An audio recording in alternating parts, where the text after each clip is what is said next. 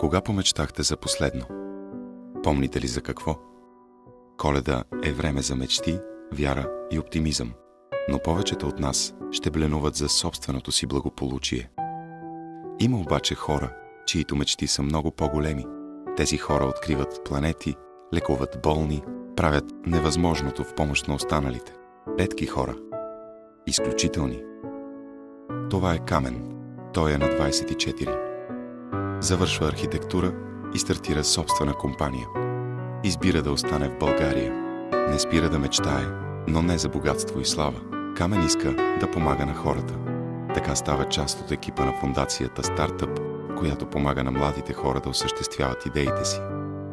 Прави го доброволно, защото вярва в мечтите.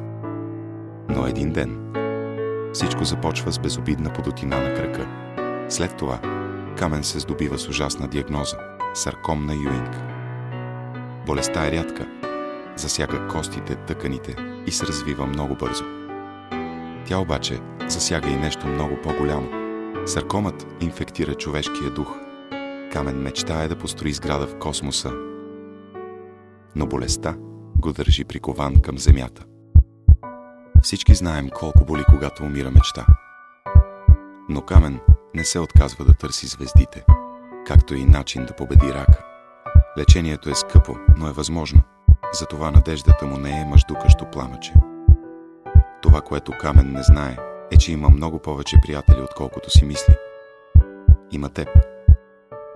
Подай му ръка. Така помагаш на самия живот, защото той се е заел да сбъдва мечти. Бъди част от неговата.